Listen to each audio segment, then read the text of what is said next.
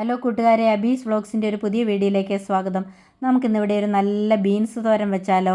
അതിനുവേണ്ടി ഞാനൊരു 250 gram beans എടുത്തിട്ടുണ്ട്. അത് കഴുകി വൃത്തിയാക്കി അതിൻ്റെ അറ്റമൊക്കെ കളഞ്ഞ് അതിൻ്റെ ആ നാരുമൊക്കെ കളഞ്ഞ് ഞാൻ എടുത്തിട്ടുള്ളതാണ്. ബീൻസ് വാങ്ങിക്കുമ്പോൾ ഇതുപോലെയുള്ള ഉരുണ്ട ബീൻസ് വാങ്ങിക്കാമെങ്കിൽ അതാണ് നല്ലത്. ഇതുകൊണ്ട് തോരൻ വെച്ചാൽ നല്ല ടേസ്റ്റാണ്. ഇനി ഇത് നമുക്കൊന്ന് അരിഞ്ഞെടുക്കാം. ബീൻസ് എല്ലാം ഞാനിവിടെ അരിഞ്ഞെടുത്തു. കണ്ടോ, ഇത് ഞാൻ നല്ല കൊച്ചായിട്ടാണ് അരിഞ്ഞെടുത്തിരിക്കുന്നത്. ഇതുപോലെ കൊച്ചായിട്ട് അരിഞ്ഞ് തോരൻ വെക്കാമെങ്കിൽ തോരൻ നല്ല ടേസ്റ്റ് ആയിരിക്കും. ബീൻസ് തോരൻ ഉണ്ടാക്കുന്നതിന് വേണ്ടി ഞാനിവിടെ ഒരു പാൻ അടുപ്പേ വെച്ചു. ഇനി അതിലേക്ക് കുറച്ച് വെളിച്ചെണ്ണ ഒഴിച്ചു കൊടുക്കാം. ഇതുപോലെയുള്ള തോരനൊക്കെ വെക്കുമ്പോൾ വെളിച്ചെണ്ണയിൽ തന്നെ ഉണ്ടാക്കുന്നതാണ് അതിന് ടേസ്റ്റ് കൂടുന്നത്. വെളിച്ചെണ്ണ ചൂടായിട്ടുണ്ട്. ഇനി ഇതിലേക്കൊരു 1/4 ടീസ്പൂൺ കടുക് കൂടി ചേർത്ത് കൊടുക്കാം. കടുക് പൊട്ടി. ഇനി അതിലേക്ക് ഞാനിവിടെ ഒരു 3 വെളുത്തുള്ളി ചതച്ചെടുത്തിട്ടുണ്ട്. അതിട്ട് കൊടുക്കാം. അതിട്ടൊന്ന് ഇളക്കി അതിൻ്റെ ആ പച്ചച്ചുവ മാറുന്നവരെ ചെറുതായിട്ടൊന്ന് വഴറ്റിയെടുക്കാം. വെളുത്തുള്ളി വഴന്നിട്ടുണ്ട്. ഇനി ഇതിലേക്ക് കുറച്ച് കൊച്ചുള്ളി ഞാനിവിടെ അരിഞ്ഞെടുത്തിട്ടുണ്ട്. അതുകൂടി ചേർത്ത് കൊടുക്കാം. കൊച്ചുള്ളി വേണമെന്ന് നിർബന്ധമില്ല, നിങ്ങൾക്ക് സബോള വേണമെങ്കിലും ചേർത്ത് കൊടുക്കാം. എങ്കിലും കൊച്ചുള്ളിയാണ് കൂടുതൽ ടേസ്റ്റ്. ഇനി ഇവിടെ ഒരു പച്ചമുളക് അരിഞ്ഞെടുത്തിട്ടുണ്ട്. അതുകൂടി ചേർത്ത് കൊടുക്കുന്നു. ഇനിയും ഒരു തണ്ട കരിയാപ്പില കൂടി ചേർത്ത് കൊടുക്കാം. ഇതെല്ലാം കൂടി ചേർത്ത് നല്ലപോലെ ഒന്ന് ഇളക്കി ഈ ഉള്ളി ഒന്ന് വഴറ്റിയെടുക്കാം. ഉള്ളിയൊക്കെ ഇവിടെ വഴന്നു. ഇനി ഇതിലേക്ക് അരിഞ്ഞു വെച്ചിരിക്കുന്ന ബീൻസ് കൂടി ചേർത്ത് കൊടുക്കാം. എന്നിട്ട് അതും നല്ലപോലെ ഒന്ന് ഇളക്കി വഴറ്റിയെടുക്കാം. ബീൻസും ചിങ്ങാപ്പയറും ഒക്കെ ഇതുപോലെ വഴറ്റി തോരൻ വെച്ചാൽ നല്ല ടേസ്റ്റാണ്. ഇത് ഞങ്ങൾ കുട്ടികളായിരുന്നപ്പോൾ ഞങ്ങളുടെ വീട്ടിൽ വരുന്ന വീടിൻ്റെ അടുത്തുള്ള ഒരു അമ്മച്ചി പറഞ്ഞു തന്നിട്ടുള്ള ടിപ്പാണ്. ബീൻസ് വഴന്നു. ഞാനിനി ഇവിടെ ഒരു 1/4 കപ്പ് തേങ്ങ തിരുമ്മി എടുത്തിട്ടുണ്ട്. അതുകൂടി അതിലേക്ക് ചേർത്ത് കൊടുക്കുന്നു. ഞാൻ കൊച്ചായിട്ടാണ് ഈ തേങ്ങ തിരുമ്മി എടുത്തിരിക്കുന്നത്. അല്ല എങ്കിൽ അതൊന്ന് ചതച്ചിട്ട് ചേർത്ത് കൊടുക്കണം.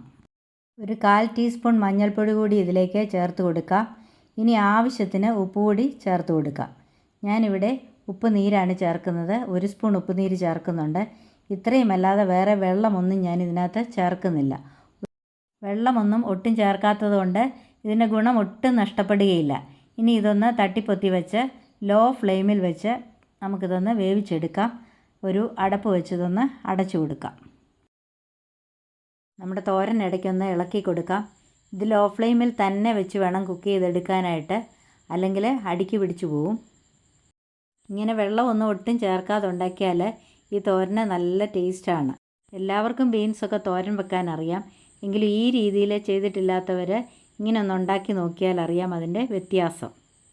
ഇനി ഇത് നമുക്ക് ഒന്നുകൂടി ഒന്ന് അടച്ചു വയ്ക്കാം. വീണ്ടും നമുക്ക് ഒന്നുകൂടി ഇതൊന്ന് ഇളക്കി കൊടുക്കാം. ഇതിങ്ങനെ ഇടയ്ക്കിടയ്ക്ക് ഇളക്കി കൊടുക്കണം. അടച്ചങ്ങ് വെച്ചേക്കരുത്, അല്ല എങ്കിൽ അടിക്ക് പിടിച്ചു പോകും. ഒട്ടും വെള്ളം ചേർത്തിട്ടില്ലാത്തത് കൊണ്ടാണ് ഇങ്ങനെ ഇടയ്ക്കിടയ്ക്ക് ഇളക്കണമെന്ന് പറയുന്നത്. നമ്മുടെ ബീൻസ് തോരൻ വെന്തോന്നൊന്ന് നോക്കാം. നല്ലതായിട്ട് തോർന്നിട്ടൊക്കെ ഉണ്ട്. ഇനി ഇത് വെന്തോന്നും കൂടെ ഒന്ന് നോക്കാം. വെന്തിട്ടുണ്ട്. ഇനി നമുക്കിത് ഒരു 2 മിനിറ്റ് ഒന്ന് തുറന്നിട്ടൊന്ന് ഇളക്കി കൊടുക്കാം. ഇതുപോലുള്ള തോരനൊന്നും ഒട്ടും വെള്ളത്തിൻ്റെ ആവശ്യമില്ല. ലോ ഫ്ലെയിമിൽ വെച്ച് കുക്ക് ചെയ്താൽ നന്നായിട്ട് വെന്ത് കിട്ടും. നമ്മുടെ ബീൻസ് തോരൻ ഇവിടെ റെഡി ആയിട്ടുണ്ട്. ഇനി നമുക്കിത് തീ ഓഫ് ചെയ്യാം. എന്നിട്ട് വേറൊരു പാത്രത്തിലേക്ക് മാറ്റാം.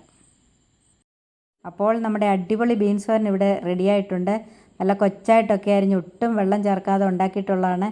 ഇങ്ങനെ ഉണ്ടാക്കിയാൽ ഈ തോരൻ നല്ല ടേസ്റ്റാണ്. അപ്പോൾ ഇതുപോലെ എല്ലാവരും ഒന്ന് ട്രൈ ചെയ്ത് നോക്കണം. ട്രൈ ചെയ്ത് നോക്കിയിട്ട് എൻ്റെ വീഡിയോ ഇഷ്ടപ്പെട്ടെങ്കിൽ ലൈക്ക് ചെയ്യണം, കമൻറ്റ് ചെയ്യണം, മറ്റുള്ളവർക്കൊക്കെ ഒന്ന് ഷെയർ ചെയ്ത് കൊടുക്കണം. അതുപോലെ സബ്സ്ക്രൈബ് ചെയ്യാതെ ആരെങ്കിലും ഉണ്ടെങ്കിൽ ഒന്ന് സബ്സ്ക്രൈബ് ചെയ്ത് സപ്പോർട്ട് ചെയ്യണം. അടുത്തുള്ള ബെല്ലൈക്കൺ കൂടി ഒന്ന് എനാബിൾ ചെയ്യണം. ഇതുവരെയും എനിക്ക് തന്ന എല്ലാ സപ്പോർട്ടിനും നന്ദി പറയുന്നു. ഇനി മറ്റൊരു വീഡിയോയുമായി കാണാം. Bye bye. Thank you.